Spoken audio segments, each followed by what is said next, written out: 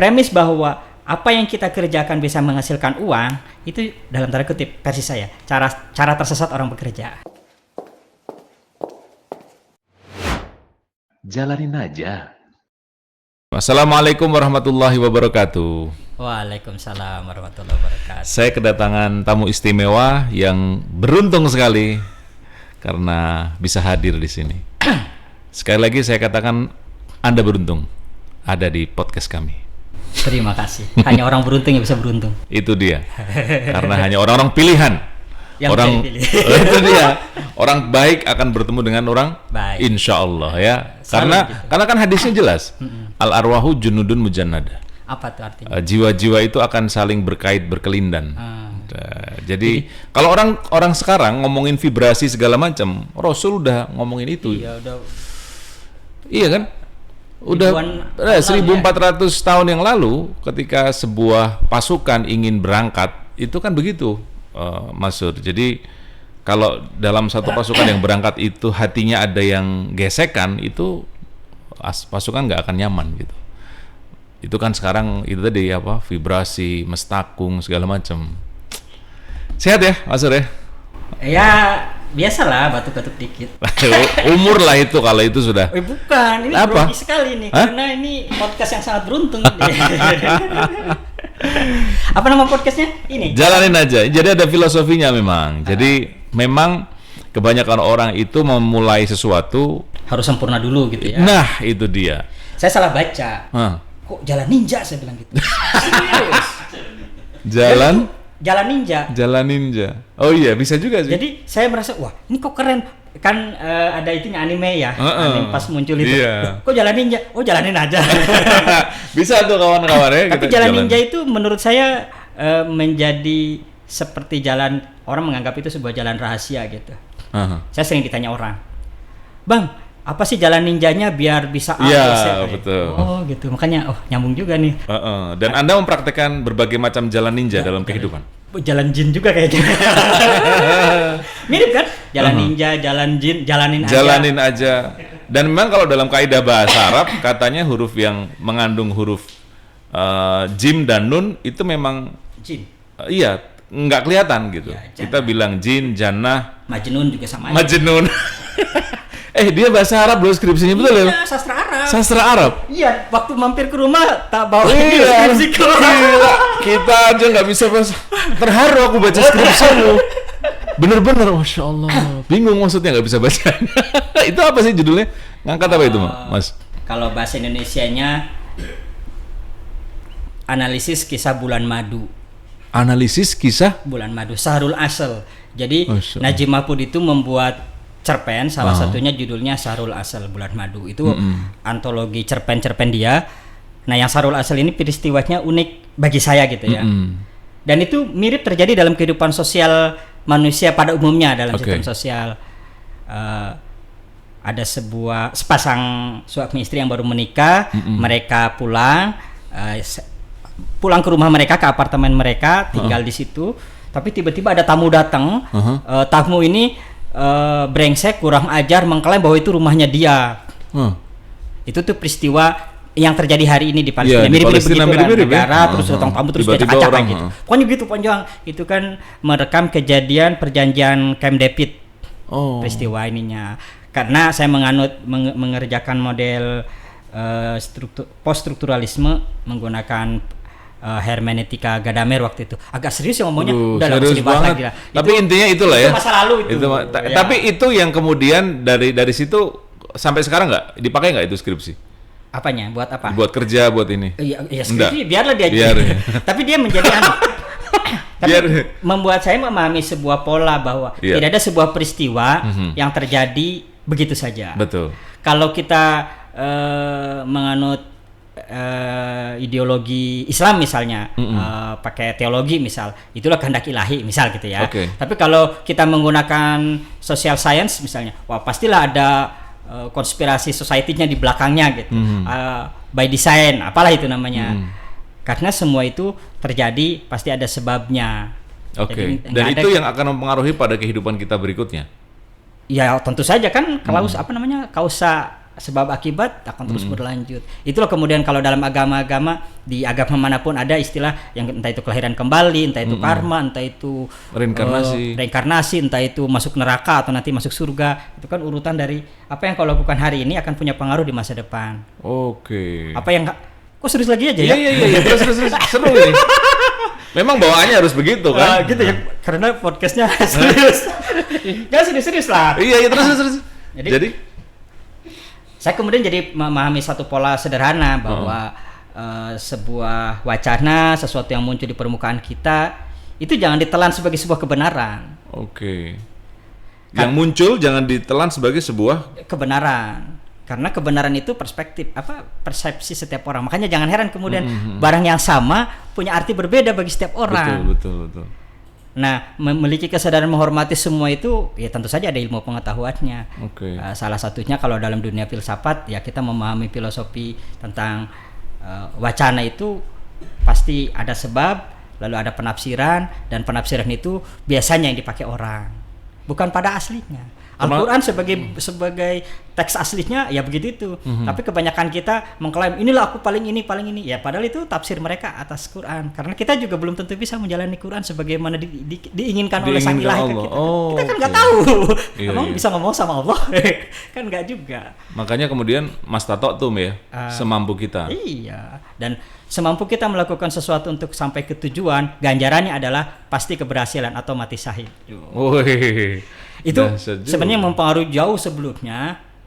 Saya baru belakangan atau Sang Alkemis, novel Alkemis, Paulo Coelho ya. Itu novel saya lihat tahun 99. Zaman itu penerbitnya Alphabet.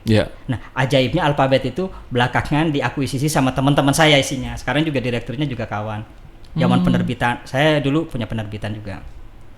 Nah, di Sang Alkemis itu ada satu kalimat sederhana, yaitu ketika kita menginginkan sesuatu sepenuh hati kita, maka semesta raya akan bersatu untuk mewujudkannya. Tadi yang sebelum kita mulai podcast itu ada ucapan bahwa kita itu saling terhubung, jiwa-jiwa itu saling terhubung. Makanya kecemasan seseorang, misalnya ini saya ciptakan kecemasan di sini, semua orang pasti ikutan cemas. Ya. Karena kita makhluk sosial. Tapi ada orang paling hebat di muka bumi, yaitu psikopat. Psikopat, bukan mak-mak. Bukan. Psikopat itu hebat karena mereka tidak bisa dipengaruhi oleh sistem sosial. Jadi kalau mau hebat, mana tanahnya? Kalau di film Money Heist, salah satu psikopatnya si Berlin. Ya. Dia tidak terpengaruh dengan situasi. Meskipun dia akhirnya memilih mati untuk menyelamatkan teman-temannya supaya duit rampokannya selamat gitu. Ya, sama saya suka nonton The Mentalist. Jadi, sekarang bisnis apa, Mas? Sekarang bisnisnya paperback masih. Nah, tadi mengacu pada konsep apapun yang kau inginkan. Itu terus yang saya pegang sampai hari ini. Kalau itu saya adopsi sampai hari ini. Nanti ada tambahan menarik, teman-teman bisa gunakan logikanya nanti. Mungkin di bagian akhir aja saya simpulkan sedikit itu. Karena ini saya merasa menjadi penting karena belakangan mengalami sebuah situasi yang sangat rumit, tantangannya cukup serius gitu. Memang bukan hidup mati. Bagi saya kalau tantangan itu tidak menyebabkan kematian. Itu sebenarnya low risk. Jadi ada teman-teman yang merasa wah hidupku susah gini. Pertanyaan saya, itu membuatmu mati enggak? Kalau masih hidup, enggak ada apa-apanya. Ada orang-orang yang bahkan berhadapan dengan hidup mati dan dia tetap bisa menikmati hidup mereka. Lah kita kadang cuma punya masalah tagihan belum dibayar gitu, udah sok duluan gitu. Atau anak hilang gitu, kemana nggak pulang, terus jadi semuanya menjadi bencana gitu. Enggak juga. Nah itu.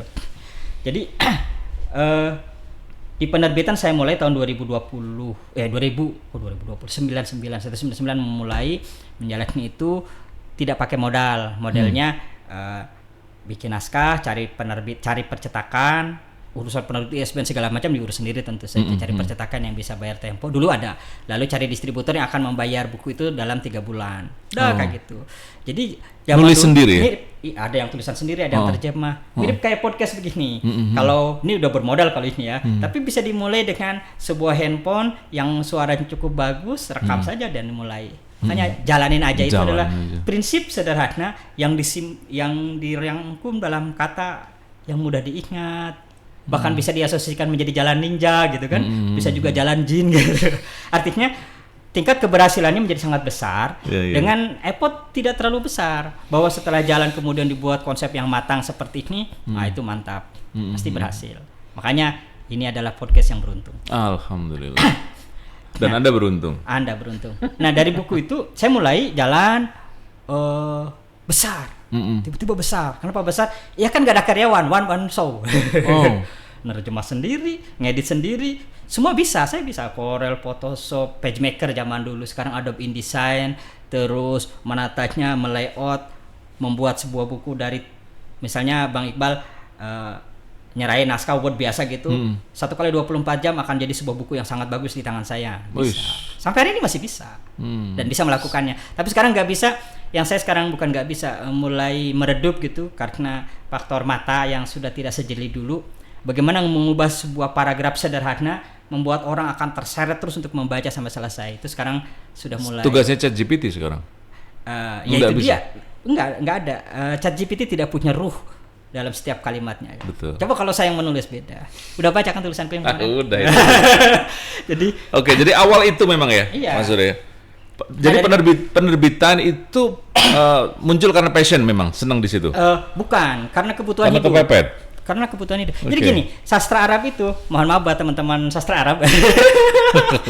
Lu ngambil jurusan bahasa dan sastra Arab, apapun motifnya, kalau tidak punya jaringan untuk jadi diplomat segala macam, nggak jadi itu. Percuma ya? Iyalah kan jaringan misalnya bisa menggunakan jalur normal pelan kayak gitu. Tapi kapan berhasilnya gitu? Sorry agak kasar. Tapi maksud saya lebih menyukai menjalani kehidupan yang takdirnya saya kendalikan sendiri dan Tuhan tentu saja ya. Maksud saya mengambil jalan ini dan saya ikuti gitu. Tidak menunggu, menggantungkan sesuatu yang tidak pasti. Jadi sorry, balik lagi. Kenapa dulu milih sastra Arab? Karena ini ceritanya sangat filosofis itu.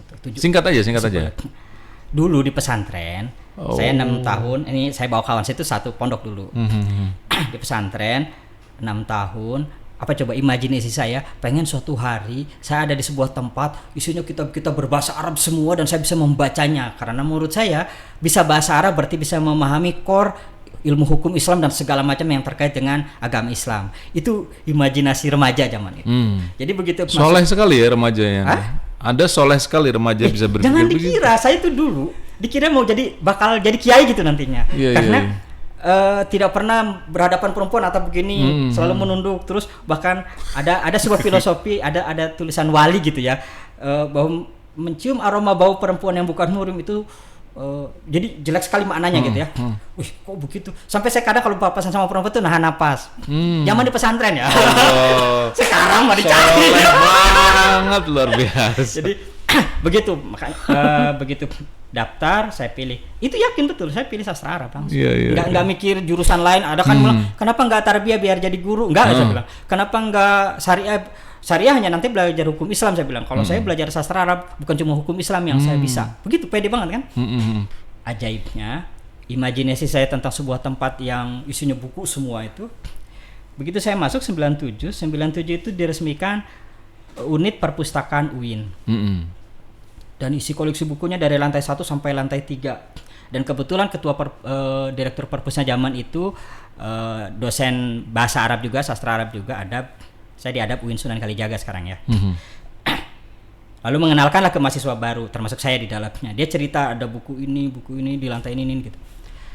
Jadi setelah pulang kuliah, saya nggak ada di kosan, selalu ada di perpus. Sampai hampir semua judul di 3 lantai saya hafal di mana posisinya. Karena saya senang lihat-lihat buku. Sampai hari ini masih senang. Makanya di rumah saya banyak buku. Buat dikumpulin aja. Baca bisa kapan-kapan. Nah yang menarik adalah di semester 1 saya baca majalah Ulumul Quran. Mungkin kalau yang mempelajari studi Islam tahu ada majalah Ulumul Quran Dawa Maraharjo. Di situ ada tulisan almarhum Azumardi Azra tentang Divine Commedia, tulisannya Dante, analisis tentang Divine Commedia. Divine Commedia itu kalau di kita dalam Islam kisah Isra Mi'raj, Rasulullah ke neraka, ke surga kayak gitu. Saya baca kalimat Dante di mana saya cari, ada itu di perpustakaan di atas. Jadi saya baca naskah aslinya meskipun tidak paham-paham amat bahasa Inggris. Wih, asik juga ya. Dari situlah kemudian saya tahu bahwa kisah Divine Commedia itu perjalanan Dante ke surga, ke neraka, ya itu kisah-kisah Alkitab gitu ya. Di Islam ada namanya Risalatul Ghufron, surat ampunan begitu ya kalau diterjemahkan, karya Al-Ma'ari. Al-Ma'ari itu penyair, saya lupa negara mana, dia buta, nulis Risalatul Ghufron. Itu sama juga peristiwa. Saya sampai cari naskah Risalatul Ghufron untuk saya pelajari, dapat akhirnya, dan saya baca-baca kayak gitu. Kenapa saya cari-cari kalimat naskah-naskah gitu? Jadi ingat waktu zaman SD, saya mikirin hidup, kita suruh sholat misalnya ya, terus nanti masuk surga, ada yang masuk neraka. Ada pertanyaan saya yang paling konyol. Setelah semesta raya habis gitu kan, begitu ceritanya. Lalu orang masuk surga dan neraka. Setelah itu Tuhan ngapain? Gitu? Pertanyaan saya itu. Iya, pertanyaan banyak tuh, anak kecil juga begitu. Akhirnya ketemulah itu, baca-baca. Oh begini. Jadi sekarang, ngapain Tuhan? Kalau sekarang kemudian di ujung akhir kan tadi di sastra, kenapa saya ngambil bahasa Arab itu tuh. Betul bahwa saya menemukan itu akhirnya. Lalu menjelang akhir kuliah nggak sengaja ada kumpulan tafsirnya Ibnu Taimiyah. Saya ambil satu jilid, asal ambil aja. Pas itu ternyata jilid yang Juz Amma.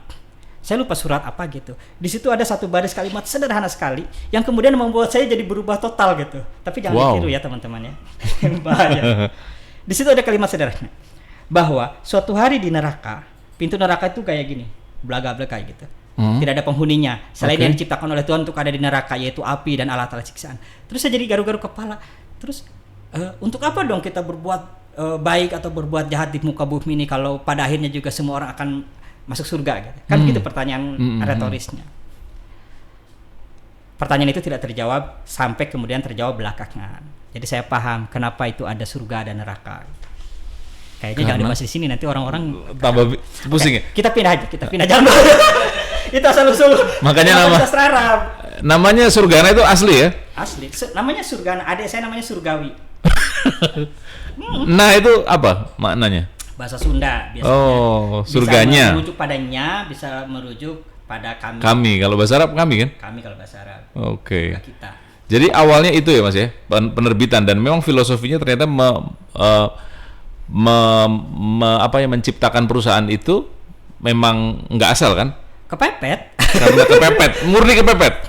Ya tadi kan di sastra Arab itu nggak, makanya gitu. Hubungannya sama sastra Arab apa? Enggak, di sastra Arab itu kan saya nggak tahu mau kerja apa gitu. Oh, di tahun 9 saya lulus. Paham. Saya sudah menikah, lulus 2001, lulus ujian 2001 Agustus September lulus, lalu menikah. Jadi boleh ditiru kalau cukup berani berpetualang seperti saya, nanti ikut aja filosofinya ke depan. Ini nanti akan saya jelaskan sampai podcast ini selesai. Tonton terus. Jadi begitu selesai, saya langsung nikah, nggak punya kerjaan. Tapi saya mengimajinasikan bahwa saya akan bisa menghasilkan uang dari isi kepala saya. Oh. Yaitu saya bisa menulis. Sombong banget kan menulis, padahal ngirim ke Kompas artikel saya nggak ada yang diterima loh. Tapi kalau cerpen, terjemahan itu ada di Republika, KR, Berna, Surabaya Post. Nggak tahu Kompas, tapi Kompas saya ingat saya nggak ada yang menerbitkan terjemahan. Jadi karena kuliah sastra Arab nggak bisa dapat kerja, akhirnya bikin penerbitan. Jadi ketika tidak dapat kerjaan, ciptakan pekerjaan. Bukan jangan kuliah di sastra Arab. Oh iya. Hah? Iyalah. Nanti nggak dapat kerja gitu. Iya kalau kuliah di sastra, bukan. Kalau Anda kuliah dengan tujuan mendapatkan pekerjaan, mendingan jangan kuliah apapun fakultasnya. Apapun fakultas. Oh gitu ya.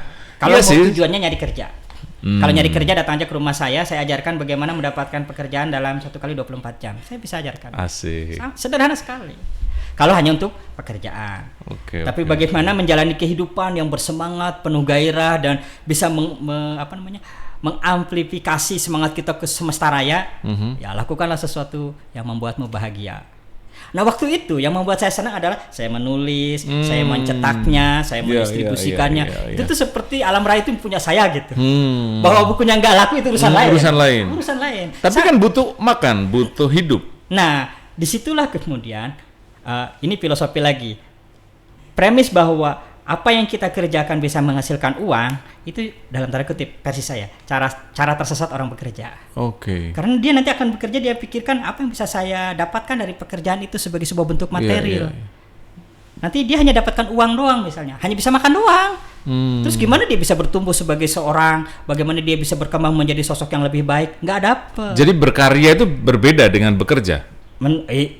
Bekerja adalah bagian paling kecil dari sebuah karya. Kalau bekerja untuk dapat uang, ya udah dia serba itu. Tapi kalau dia bekerja untuk menciptakan sesuatu yang lebih bermanfaat, maka jangan kaget ada orang-orang yang dalam jam kerja dari jam 1 sampai dari jam 8 sampai jam 4 misalnya. Karena dia ingin mengembangkan dirinya, bisa jadi dia bablas kerjanya karena dia menemukan kenikmatan di situ. Kenikmatan di situ. Jadi menikmati proses itulah kunci sederhana seseorang bisa selalu berhasil. Karena kalau dalam bahasa Arab kan i'malu itu apa? Bekerja atau berkarya, beramal? Sama aja, itu berarti kalau bahasa Inggris work, bekerja. I'malu li dunia ka anaka ta'isu abadan kan gitu. Kalau terus satunya kalau ibadah bagaikan mati besok hari. Maksud kalau saya menafsirkan kalimat itu, menurut saya lakukan sesuatu semaksimal Anda bisa. Nah, apa sih bisa kita? Oke. Ada kadang orang karena dia pikir saya bisa cuma segini, dia serahkan cuma segitu. Udah, tiap hari dia cuma mengerjakan sebatas itu. Hasil akhir selama 10 tahun dia melakukan hanya sebatas itu, dia nggak bakal berkembang. Dia menjadi obsolete nanti, menjadi kadaluarsa. Tapi kalau saya biasanya 10, lalu dia belajar untuk dapat 11, belajar untuk dapat, jangan kaget 10 tahun dia sudah jadi jagoan di situ. Bisa mungkin 10.000 sudah kapasitas dia. Sehingga ketika ada fase perubahan, dia mudah saja pindah ke sana ke sini, terus bergerak menciptakan sesuatu yang dia sukai. Misalnya konteks saya di buku. Karena saya suka dengan nulis, itu nggak dibayar, nggak mikirin ini dapat duit kagak, nggak mikir waktu. Kita juga kok, ya kan? Nah, itu dia nggak dibayar, nggak usah mikir. Jangan-jangan podcast ini meledak gitu, yang view bisa 20 juta, itu kan mendadak kaya. Nah itu mimpi saya di tahun 2004 ya, 2005. Saya membayangkan kalau buku kan kita membuat buku, dicetak dulu tuh, itu butuh waktu paling nggak 1-2 minggu lah. Ditaruh ke toko. Waktu itu kan belum ada internet ya. Iya. Dijual, belum tentu laku juga kan? Lama pula ya jadi ya. Sekarang sampai ada buku yang saya beli, Chris Bolt namanya, Startup $100 kalau nggak salah. Sekarang itu kalau secara teknis dibaca sudah kadaluarsa, tapi sebagai sebuah spirit, itulah yang memicu saya meyakini melakukan sesuatu sederhana secara digital bisa mengekskalasi, meningkatkan, mengeksponensialkan. Kalau ngomongin duit kita, kalau ngomongin popularitas kita, tergantung bagaimana delivery kita, penyampaian kita di publik. Jadi si buku itu bertahan berapa lama sih penerbitan itu? Sampai 2000, mencetak dan menerbitkan itu sampai 2010 kayaknya. Dari 2000 pas. Wih, 10 tahun. Lumayan ya? Lumayan. Itu full berarti selama 10 tahun? Saya punya karyawan banyak. Di distributor aja kantornya ada 3. Dan saya mitra langsung dengan Gramedia Group. Jadi kalau bikin buku itu bukan 1.000, 10.000. Bayangkan modalin untuk satu judul buku saja itu paling nggak 50 juta sampai 100 juta. Apa dulu penerbitannya? Ada Cupid Media Group. Nih, nanti pada ketawa orang yang baca. Belukar. Filosofi Belukar yang menarik. Penerbit Belukar. Belukar itu, tahu Belukar? Semak Belukar itu loh. Dia itu memang tidak akan pernah besar, tapi dia akan selalu ada di mana-mana dan membuat kaki sakit kalau kesandung. Nyebelin ya? Nyebelin. Nah, bukunya juga rada-rada nyebelin memang. Tapi jangan dikira itu pernah membantu banyak yang kemudian jadi profesor dengan bukunya terbit di sana. Ada beberapa. Cupid, Belukar, terus Manyar Media, terus ada lagi buku-buku lelucon, humor-humor agak-agak parno begitu. Sampai ada pikiran, ini kok bukunya laris tuh, tapi kok duitnya habis terus ya gitu. Nah, itu kenapa? Kata istri, ini lelucon aja, kata istri. Ini gara-gara bukunya sih begitu katanya. Tapi waktu di buku pas mulai runtuh, saya mikirin apa usaha yang bahkan biaya produksinya dibiayai oleh konsumen. Di era itu belum ada logik bagi saya, nggak tahu orang lain ya. Pre-order kayak itu nggak ada logika. 2010. Waktu zaman 2000 ya 2010 betul masuk tas kertas.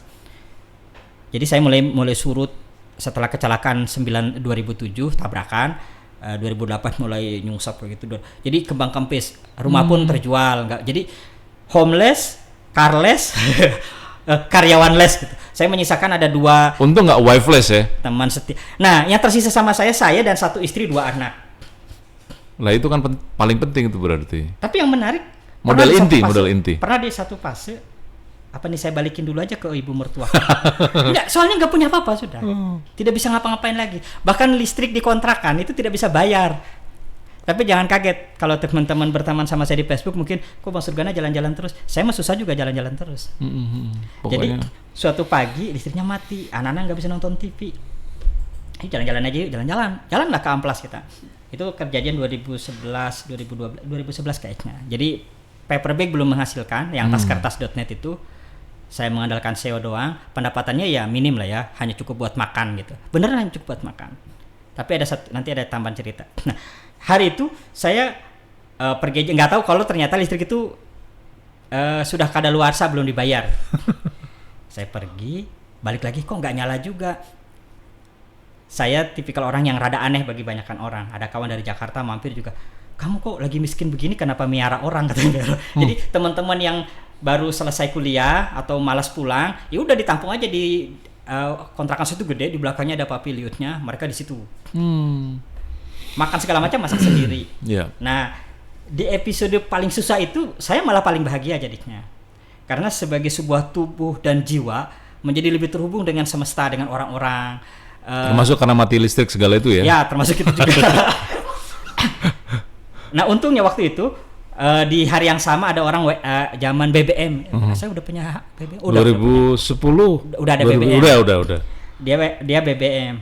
Mas, tadi saya sudah transfer DP Paperbag-nya, nilainya 500.000. Ya udah saya bayar listriknya. Segelnya itu dicopot sendiri aja. Padahal itu katanya ada tulisan, kalau copot sendiri denda. Enggak, saya copot aja naikin.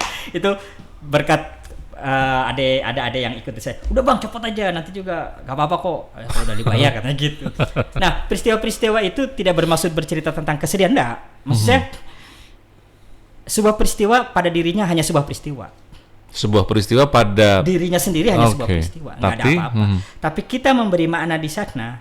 Kalau kita memberi makna sebagai korban, sebagai korban gitu ya, sebagai orang yang menjadi merasa korban ketidakadilan, merasa korban dari sistem sosial yang korup, misalnya merasa orang tidak peduli sama saya misalnya. Kalau perasaan itu yang muncul, maka yang lahir adalah kenestapaan, keputusasaan yang berakhir pada menjadi trust society, jadi sampah aja nanti saya.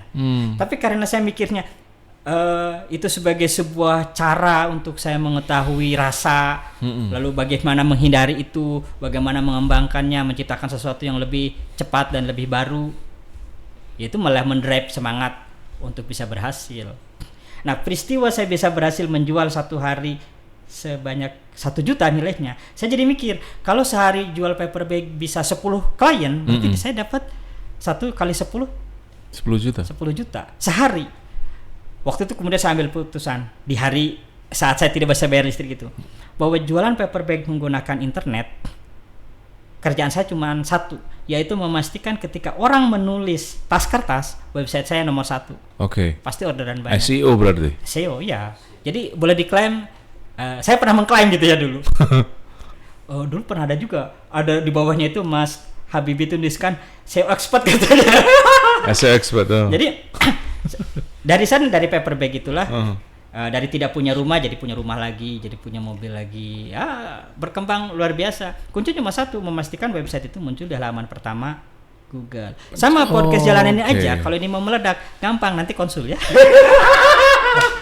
Kirain itu aja. Jadi dari buku itu penerbit terus masuk 2010-an ya, masuk ke tas kertas. Nah, di tas kertas yang terbesarnya bisa ekspor ke Spanyol. Wow. Secreto nama butiknya, ngirimnya langsung ke Spanyol. Tapi saya cuma itu karena SEO salah satunya ya. Iya, orang nyari. Sebenarnya hari ini juga kalau dicari, jadi gini, ada namanya kejenuhan dalam pikiran manusia. Sama penerbitan juga, waktu saya menghentikannya, bukan isu penerbitan yang jelek bukan, tapi saya memang udahlah. Sama di internet juga, di tas kertas, di SEO misalnya, ada orang yang bilang, wah sekarang zamannya sosial media, kalau mau jualan cepat itu di sosial media. Iya, itu benar, itu tidak salah. Tapi dengan website, order Anda bukan satuan. Di marketplace, wah ada marketplace sekarang kalau nulis tas kertas di Shopee, di Tokopedia dan sejenis itu harganya udah dibanting-banting. Kalau bertarung di situ bukan untung buntung pasti itu. Saya tahu betul karena saya kan pelakunya gitu. Dan saya sering mendapati kejadian orang yang mengcopy gambar saya dimasukkan ke Shopee. Saya nggak punya di marketplace, nggak ada. Ada di Tokopedia, saya punya akun tapi nggak dipakai. Lalu mereka kirim, Pak ini saya mau order ini harganya murah sekali. Saya bilang, loh kok bisa, dari mana Ibu? Dari ini. Terus kenapa menghubungi saya, kan di sana ada nomor. Dia nggak bisa katanya. Ya iyalah, saya bilang gitu. Itu harganya, lihat saya kirim di ataskertas.net. Harga 4.000 di Shopee dia jual 900. Terus mau maksudnya gimana? Jadi di satu sisi marketplace ini karena regulasinya menurut saya tapi tidak bermaksud mencampur itu. Poinnya teman-teman yang mau bisnis, dulu saya selalu mengklaim kalau Anda mau berusaha bikin saja website. Silakan kunjungi surgana.net. Ya, jualan. Enggak. 2 kali dia ngiklan. Iya, biarlah. Nanti saya iklankan podcastnya. Nah, dari sana, dari apa namanya? Tas kertas? Dari tas kertas. Kita corona ya. Oke. Saya ingat banget. Februari saya menandatangani sebuah kontrak lumayan nilainya dan barang dilunasi kalau sudah diterima oleh si pemesan dan dikirim bertahap.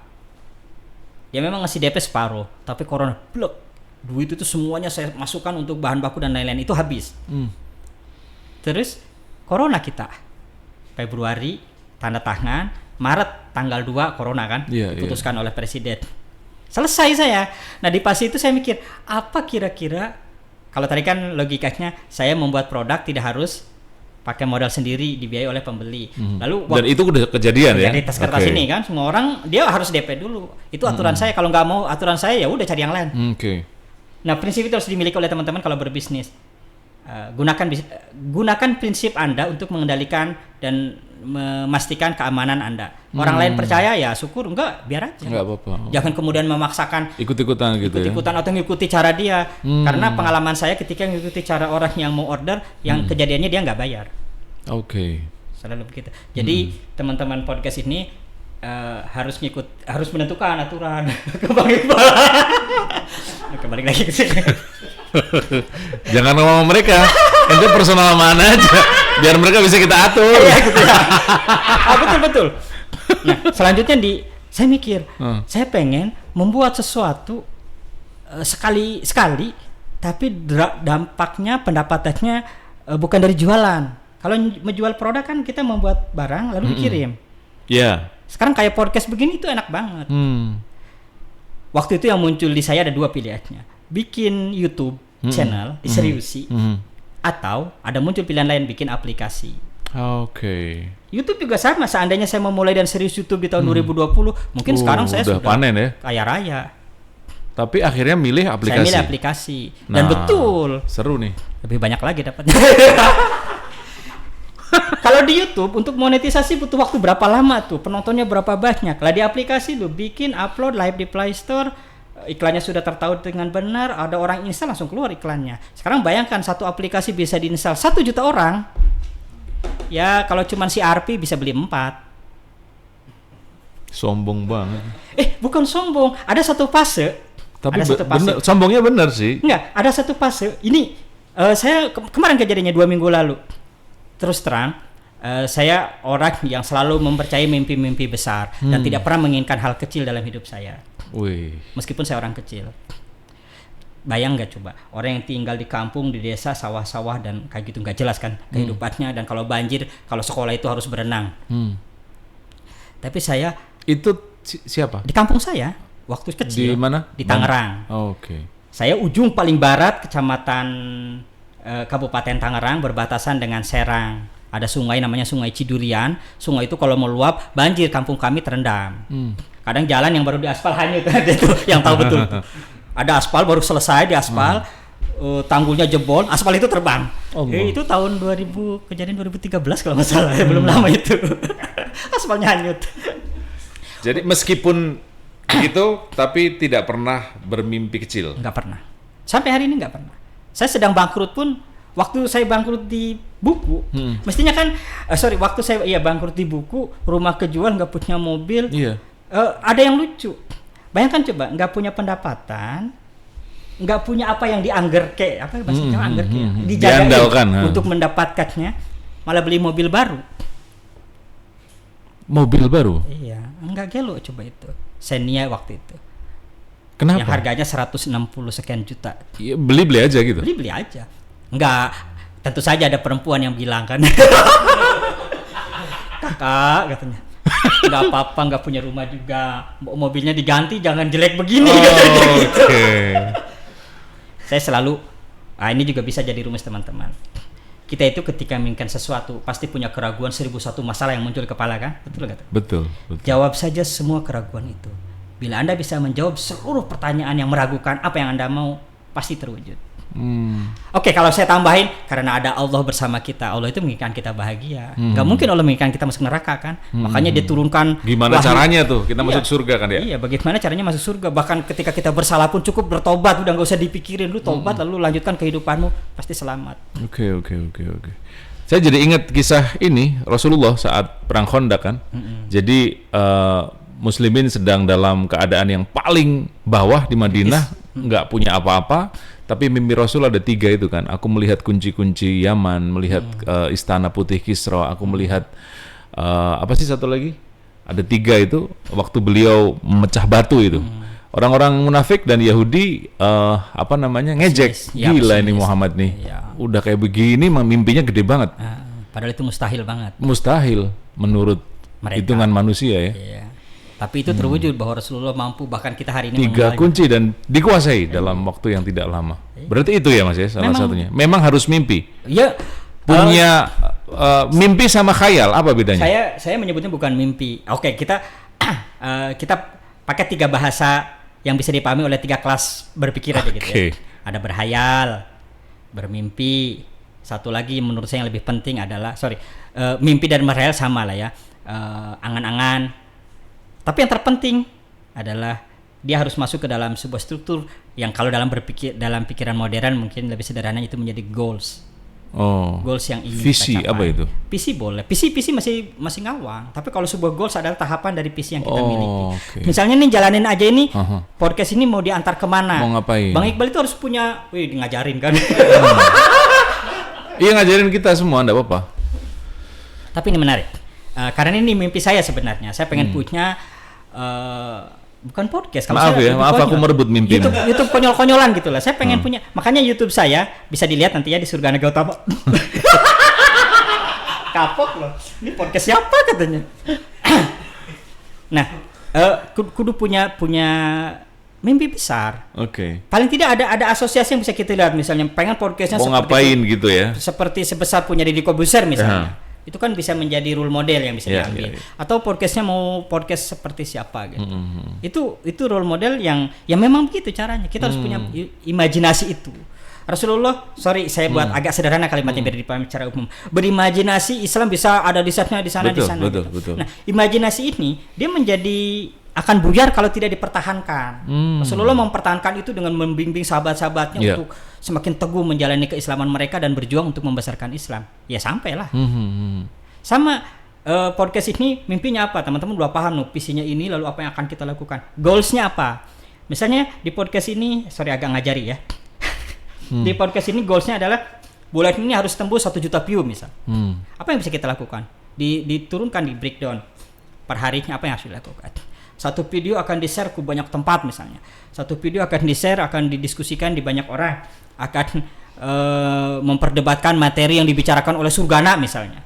Apa benar itu ucapan-ucapan dia? Diteliti dia. Apa benar bikin aplikasi 1 biji bisa hasilkan 800 juta dalam waktu 1 bulan? Ini namanya unconscious mind. Sebetulnya kita suruh bahas dia.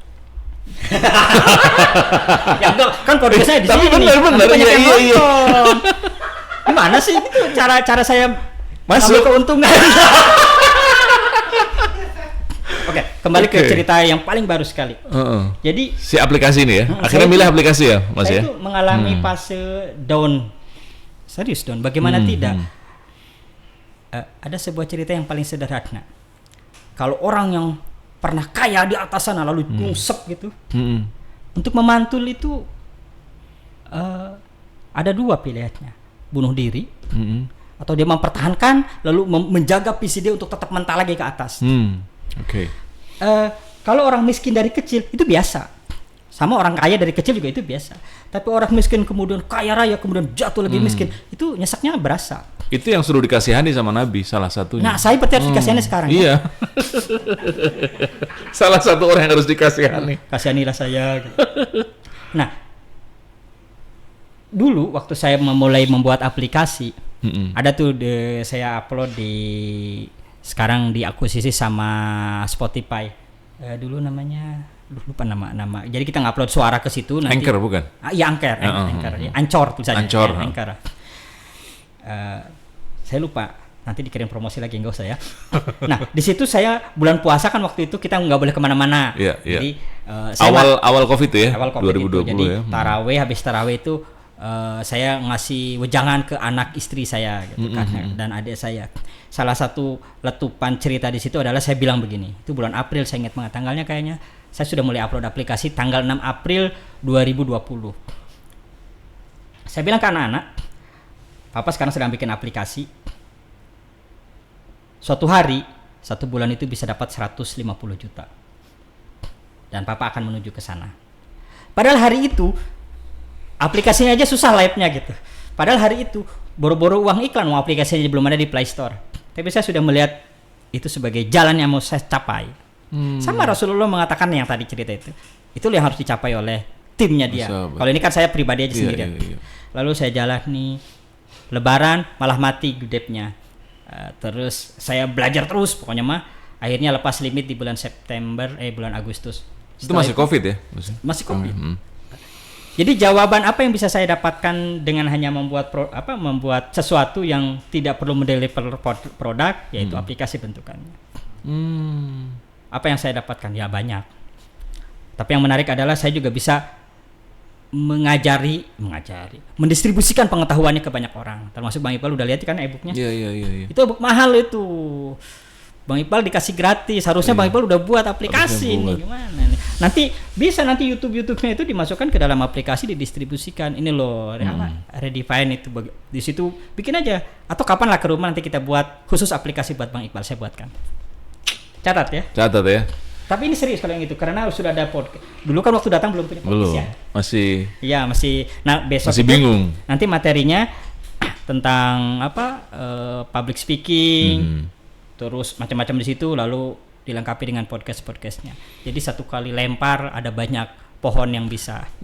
Jadi pilihan aplikasi itu, jadi gimana sih, Mas? Kita bikin aplikasi, kemudian dapat duitnya dari mana? Dari iklan yang muncul di aplikasi. Oh, itu satu. Okay. Cara kedua, kita jualan produk di aplikasi. Kalau saya dari iklan yang muncul di aplikasi. Jadi bukan banyaknya download ya? Bukan, karena kan nggak dijual aplikasinya. Tapi untuk aplikasinya free di Play Store, free, gratis, diakses bebas. Oke. Dulu saya punya aplikasi yang sangat narsis. Judul aplikasinya jangan mengeluh. Isinya itu foto-foto saya semua. Tapi quotes-quotesnya memukul pikiran orang. Misalnya paling sederhana ada satu quote begini.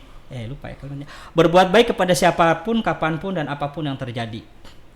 Lalu dijelaskan di bawahnya ada teksnya. Orang kalau baca itu jadi... Aplikasinya masih ada nggak? Sudah nggak ada, sudah disuspend Gudepnya. Nanti saya uploadkan lagi. Oh gitu. Yang paling baru apa dong? Aplikasi khusus untuk cari duit aja. Bagaimana saya bisa menghasilkan uang dari aplikasi. Jadi ada pilihan-pilihan. Itu metode selanjutnya. Nah, dari aplikasi itulah kemudian besar. Ya, jadilah bisa A, bisa B, bisa C. Oke. Nah, ada yang menarik yang ini, bahwa itu bisa jadi satu jalan buat teman-teman podcast yang mau belajar lebih serius di aplikasi. Silakan nanti kontak Bang Iqbal. Nanti biar Bang Iqbal yang menetapkan tarifnya, saya akan nurut ya. Nurut saja, boleh. Gak apa-apa. Ini bagian dari cara sederhana untuk membesarkan. Jalanin aja. Itu jalan ninjanya gitu. Nanti jadi jalan ninja nanti. Tiba-tiba tahu. Kita edit ya, jalan ninja.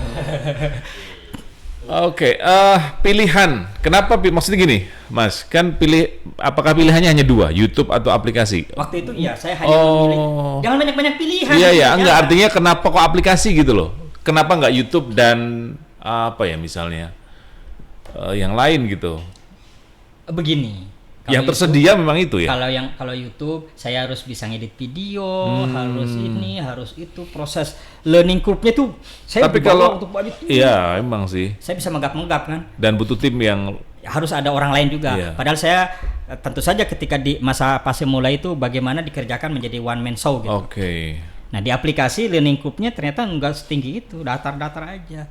Karena tahu apa itu website, apa itu APK, dan itu kan bisa belajar. Sederhana saja, saya tonton bagaimana proses membuat itu berkali-kali. Akhirnya jadi dan diupload. Momentum tertinggi dapat berapa? 2021 bulan Juli. Nggak usah disebutin angkanya, nanti ada yang datang. Enggak, itu udah diurus, udah selesai semua tahun 2021. Okay. Nah, yang menarik adalah orang yang saya ajari. Ada banyak, ratusan. Belajar dari ketidaktahuan tanpa pengalaman. Menarik itu mengajari orang yang tidak tahu apa-apa. Karena dia tidak punya rasa takut. Oh. Itulah keberhasilan. Itulah keberhasilan Rasulullah. Kenapa bisa menciptakan Umar, Ali, Utsman, Abu Bakar? Karena mereka beneran tidak tahu apa-apa. Mereka ummi. Dalam konteks bagaimana mengembangkan sebuah sistem organisasi keagamaan yang sebesar Islam yang kita kenal hari ini.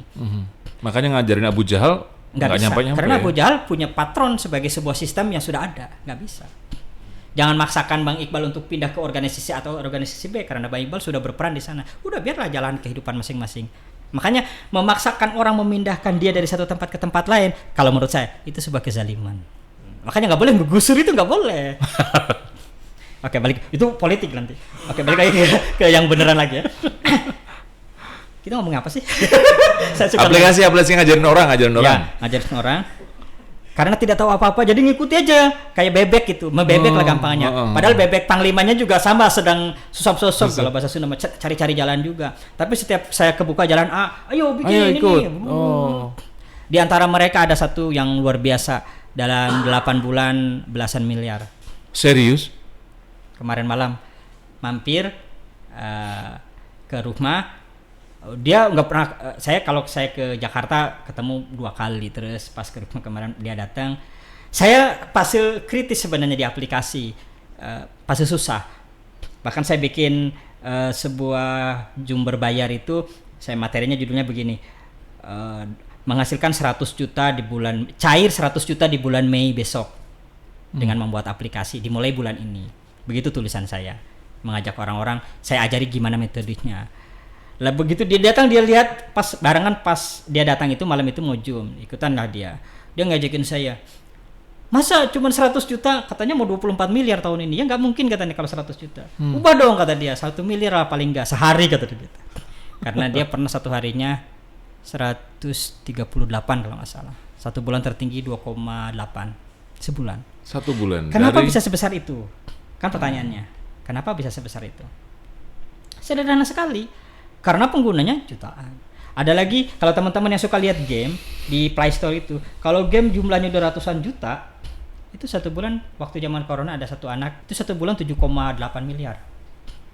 Nyiptain game? Bikin game. Oh. Gamenya game reskin. Game reskin itu ada source code-nya, lalu tinggal diedit, diubah, diganti.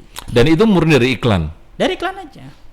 Ada yang jual. Kalau saya dan anak didik saya rata-rata hanya mengandalkan dari iklan yang muncul di aplikasi. Lebih cepat Mas kalau milih dari iklan? Apanya, duitnya? Daripada yang orang jualan aplikasi? Karena gratis mungkin kali ya. Iya. Oh, semakin oke. Kan orang install bebas aja, kalau nggak suka tinggal uninstall. Dari saya membantu mendistribusikan pengetahuan itu, yang tidak punya rumah jadi punya rumah. Jadi sering tipu-tipu dong aplikasinya? Apanya? Bukan tipu-tipu, aplikasinya sering misleading. Sengaja. Memang begitu caranya. Iya, misleading. Kan di YouTube juga nggak boleh misleading. Makanya itu dimatiin sama Google kalau begitu ketahuan, lo ini misleading, dia dihapus. Sama YouTube juga misal misleading. Iya. Ternyata isinya surgana semua fotonya. Terus misleading gitu kan? Iya, misleading. Ya itu nanti mati. Pasti disuspend kalau dia tidak membuat disclaimer yang cukup jelas di dalam deskripsi. Kalau semuanya jelas biasanya bertahan lama. Jadi itu ada seninya. Jadi saya menyebutnya, ada orang-orang yang berpikir berjalan di tepi kawah membuat dia jatuh ke kawah, gitu kan? Berjalan di tepi jurang membuat orang akan jatuh ke jurang, begitu kan logikanya? Kenapa? Karena dia lihat dari jauh, serem banget tuh orang jalan di jurang gitu. Padahal bagi yang jalani, lebar jalan itu seablak-ablak, mobil bisa lewat. Oke. Jadi ada orang menyebutnya resiko dia hidupnya susah tinggi sekali. Ya karena dia enggak tahu, dia enggak mastering of life orang itu gitu. Kalau dia memahami jalur hidup dia, jalannya, pengetahuannya, itu enggak beresiko, biasa aja karena gede jalannya gitu. Tapi kalau enggak tahu, lihat dari jauh doang, misal nih podcast diandalkan untuk jadi penghasilan tetap gitu, 1 bulanan. Bagi orang tua kita kamu apa bisa dapat uang dari cuman kayak gitu kan, begitu kalimatnya. Sama orang tua saya, mertua saya juga nggak percaya. Ih, masa kamu bisa kayak gini doang? Misleading ya, kalau yang begitu. Tidak apa? Misleading tadi. Itu kan salah satu cara, itu metode. Okay. Bisa pakai kayak YouTube kan ada clickbait yang digunakan agar orang banyak yang nonton. Ya sama aja. Jadi misleading itu memang dibikin. Kadang dibikin dengan sengaja. Contohnya tadi, misalnya, yang udah dihapus deh sekarang. Misalnya kalau yang sudah dihapus yang paling orang paling suka nih, yang paling suka orang Indonesia itu seneng ini kan, judi slot misalnya. Iya banyak kan? Iya. Kita harus fair lah. Oke. Ya edit aja nanti ya. Gitu. Ini banyak yang dititin loh ya. Bahaya ini, aduh, sih juga pala gue. Itu bikin judi slot. Misalnya contoh, bukan. Aplikasinya untuk memenangkan permainan Hig Domino, ada salah satu cara menggunakan tool namanya Hig Speeder, X8 Speeder, untuk mempercepat dan memperlambat permainan di slot tadi. Nah, tool ini ada di internet, tapi orang mungkin cari-cari di Play Store. Kita bikin panduannya, X8 Speeder Hig Domino Guide. Panduan menggunakan X8, cara menggunakannya gimana? Judulnya X8 Speeder Hig Domino Guide. Kan ada udah jelas di judul. Iya, jelas. Dijelaskan juga di bawahnya. Ini adalah panduan cara menggunakan X8. Ini kalau YouTube clickbait lah ya tadi ya. Ya. Oke. Sebenarnya cukup jelas, tapi pengguna kan keselamur gitu matanya. Iya. Akhirnya dia install, dia baca, dia ikutin. Di situ juga ada link tempat belajarnya di mana atau tempat downloadnya di mana, ada di aplikasinya. Karena begitu banyak penggemarnya gitu.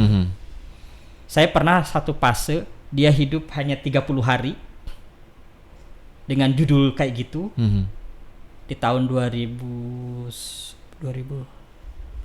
berapa itu? 2021. Tapi nanti ditit ya. Dapatnya sebulan di satu aplikasi itu. Kenapa bisa sebesar itu? Yang install 1 juta dalam waktu 1 bulan. Dan digunakan karena memang berfungsi guide-nya itu. Setelah tadi kembali lagi, setelah diklik ternyata bukan. Beneran, ada panduannya lengkap. Itu beneran, tapi bagi Google itu misleading. Karena membawa-bawa nama besar X8 Speeder. Misal nih, di podcast bikin judul hasilkan 1 miliar dalam semalam gitu. Itu kan clickbait sebenarnya. Meskipun fakta di dalamnya ada cerita tentang itu, cuma sepotong kecil mah. Itu ketika diteliti pasti di take down itu. Gitu. Ya sama di aplikasi juga. Itulah sebabnya makanya tadi itu beresiko tinggi. Iya, beresiko tinggi. Dan paling tinggi salah satunya tadi judi slot tadi. Bukan judi slot. Tool. Cara menggunakan. Wah, subhat itu penghasilannya berarti. Haram mungkin. Haram itu. Makanya uangnya habis. Iya kan, santai aja. Haram juga udah habis. Kacau ini. Nah, saya pernah berdebat habis-habisan dengan orang tentang halal haram, ada iklan di dalam aplikasi. Kalau sudah masuk ke wilayah halal haram, apalagi masuk ke logika teologis, saya angkat tangan. Lu mau belajar itu kan sebuah pengetahuan indukan proses. Mau pilih yang mana yang mau dijalanin. Sama kita semua di Indonesia itu berhak jualan. Kalau di tempat ramai, klub malam, jualannya itu, ya kan? Tapi bisa juga jualan gudeg misalnya di sebelahnya, kan bisa aja. Bahwa pembelinya sama-sama orang yang habis dari klub, saya nggak tahu apa itu jadi haram kan, nggak juga. Jadi sama YouTube juga. Tapi logikanya nggak bisa gitu dong. Kalau bikin aplikasi tadi, berarti kan memang memandu orang untuk. Bukan memandu orang bermain judinya. Memudahkan orang. Memandu orang cara menggunakan sebuah alat yang mereka sedang cari-cari. Misalnya gini. Iya. Oke. Kalau kita runutkan ke hukum-hukum, pastilah ada aja boleh itu subhat, ya. boleh halal, boleh haram. Saya dalam tanda kutip tidak mau terlibat di situ karena dalam Islam selalu ada ruang untuk hilah. Tahu hilah nggak? Menghindar, merepet-mepet gitu, nyelip-nyelip gitu, tau-tau nyebur ke jurang, mampus loh. Jadi kalau berdebat di situ nggak kelar-kelar. Yang penting dapat duit. Enggak juga, bukan itu poinnya. Nah. Poin yang saya ceritakan di sini adalah bahwa ada satu cara, ini poinnya ya, yang penting. Jadi jangan disalahpahami podcast ini. Saya tidak mengajari itu, enggak.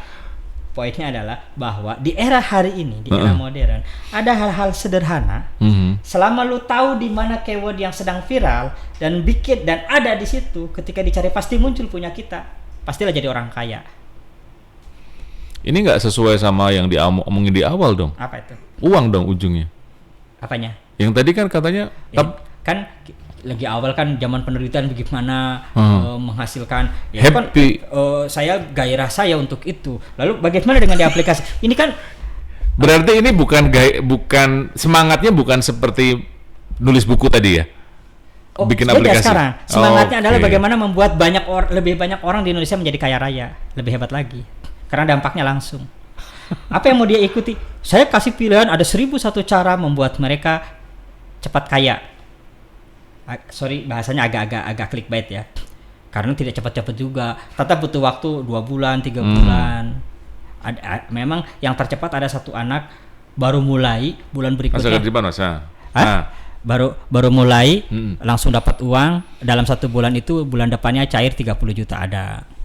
30 juta bagi orang yang tidak punya penghasilan kan gede juga. Ya, bisa buat hidup setahun itu. Maksud saya ada pilihan-pilihan itu. Lalu pilihan mana saja yang bisa dikerjakan untuk menghasilkan uang besar? Banyak banget.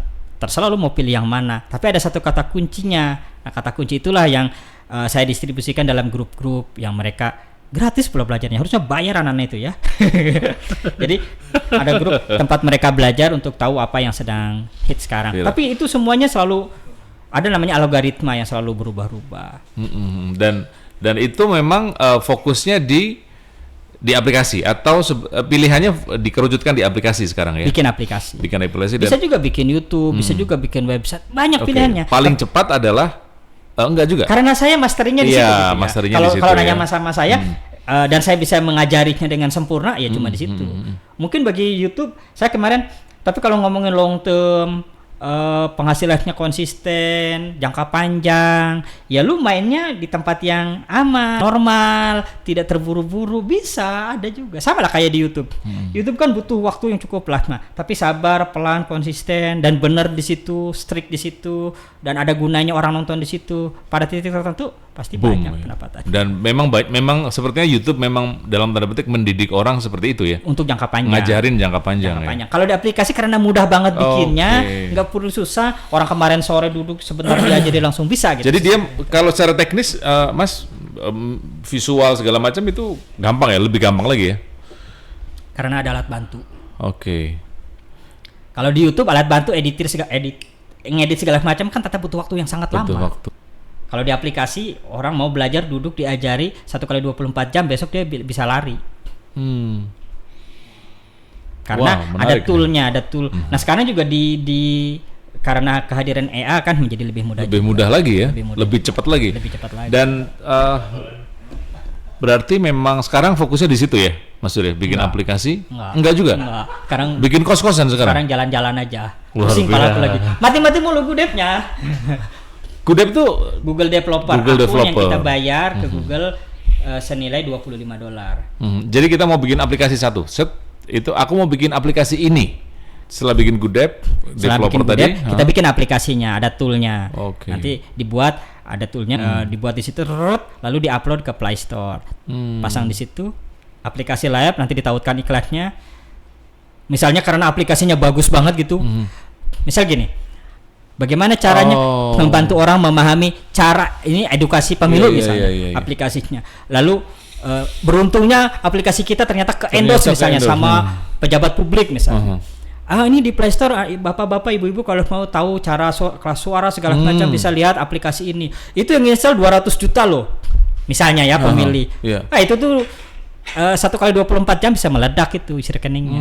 Jadi salah satunya memang yang lagi hangat juga bisa dimanfaatin ya. Sama aja kayak YouTube. Sama kayak YouTube ya. Dan itu juga bisa surut, bisa nyungsep juga, bisa sama. Kalau udah lewat pemilunya misalnya. Kalau pasnya lewat, ya dia kadaluarsa hilang. Dan itu bisa dilakukan, bisa dicapai, bisa dikerjakan, dan kekeh berada di situ karena punya satu tujuan yang ingin dicapai. Ya tentu saja kalau dalam hal ini ada 3 pilihan yang saya jalani kenapa aplikasi masih saya jalani. Pertama, ya sederhana mengerjakannya, tidak rumit. Yang kedua, itu bisa dijadiin alat. Kalau misalnya orang yang mau berdakwah bisa dijadiin alat dakwah. Kalau itu mau jadi lawatnya dakwah bisa jadi alat iblis kan. Terserah lah mau pilih mana. Kayak micet misalnya, nyebut merek kan. Terus yang ketiga? Yang ketiga yang menarik itu endless. Selama Google ada, selama ya itu nggak bakal berakhir terus aja. Hanya berubah-berubah dikit prosesnya. Tinggal ikuti itu. Oke deh. Mansur, makasih ya. Iya, ini serem banget. Tambah pusing. Assalamualaikum warahmatullahi wabarakatuh. Waalaikumsalam warahmatullahi wabarakatuh.